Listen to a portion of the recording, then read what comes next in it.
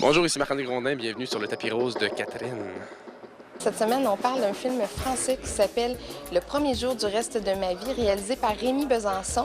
Film français, mais avec un acteur bien de chez nous. On s'en va voir Marc-André Grondin. Bonjour Rémi Besançon. Bonjour. Est-ce que ça augmente l'urgence de vivre quand on dit qu'aujourd'hui, c'est le premier jour du reste de notre vie? Je pense, ouais, c'est... Bon, mon film, c'est un film sur le temps qui passe, donc chaque jour est important et il y a des jours qui sont encore plus importants que d'autres et où plus rien sera jamais pareil après, en fait. À propos, quand est-ce que vous nous en faites des petits-enfants? Oh non, on a décidé de sauter de génération. Plaisantez pas avec ça. C'est important, vous avez une famille. Qu'est-ce qu'elle a de spécial, cette famille-là? Elle a rien de spécial. En fait, elle est très normale, entre guillemets. C'est pas... Moi, je voulais pas parler d'une famille spéciale. Je voulais pas partir dans de grandes névroses familiales. Je voulais justement des choses du quotidien. On a vraiment l'impression que tu es français quand on regarde le film parce qu'il faut que tu aies l'air de la même famille. Et je me suis dit que tu as dû travailler très fort pour justement le perdre complètement, l'accent québécois. J'ai pas perdu l'accent québécois. Pendant le film, oui. J'ai pas... Différence. J'ai pas perdu l'accent québécois, j'ai pris l'accent français. OK. Parce que tu Belle peux pas perdre ton accent. Ça se fait pas, là. Ben, en tout cas, il y a du monde peut-être qui réussissent, mais moi, non. J'ai pas travaillé si fort que ça, là. J'ai été sérieux un peu pendant les bouts, genre je voulais, là.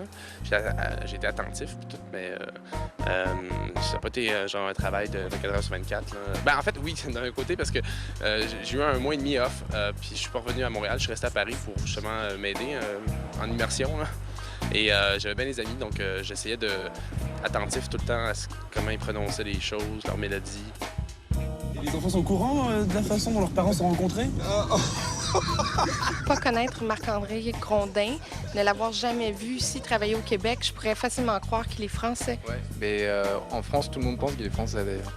Donc c'est heureusement d'ailleurs, parce que sinon ça aurait fait bizarre dans cette famille d'avoir un petit accent. Donc le film est très francophone, parce que Déborah François est belge, Marc-André est québécois. Voilà.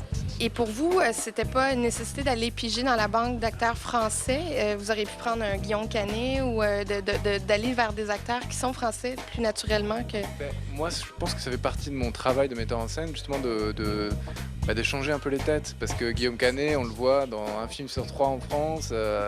Voilà, c'est toujours les mêmes qu'on voit. Parle-moi un peu de ton personnage dans le film, parce qu'il vit quand même une grande évolution. On le voit sur une période de 12 ans. Comment tu le vois évoluer, ton personnage? Ben écoute, je pense qu'il y a un déclic qui se fait de un moment donné. C'est un ado, puis même s'il y a la pression familiale et sociale de faire de quoi avec sa vie, ça ne tente pas. La confiance que le grand-père donne à mon personnage et ce qui va l'amener à se réveiller, à être passionné et éventuellement à être sommelier. Ça rime, hein? C'est un film qui n'est pas prétentieux, c'est une belle histoire, puis qu'il se permet de triper un peu, puis d'être fantaisiste un peu dans son approche de réalisation, puis d'écriture. Donc je pense que c'est le seul lien que tu peux faire avec Crazy, c'est que je pense que ça s'adresse un peu au même public, puis je pense que tu sors de là un peu dans le même état. T'sais? Le premier jour du reste de ma vie est un film touchant, délicieux. On s'attache à la famille, on y croit. Quoique parfois, on va un peu trop dans les clichés, mais ça reste que c'est un film délectable. Sur ce, je vous souhaite bon cinéma. Comme premier projet en France, j'aurais pu tomber sur une équipe super chiante. Là. Surtout qu'en France, il me semble que à Paris, c'est une chance sur deux de tomber sur quelqu'un chiant. Ouais, à rire, celle-là. Hein.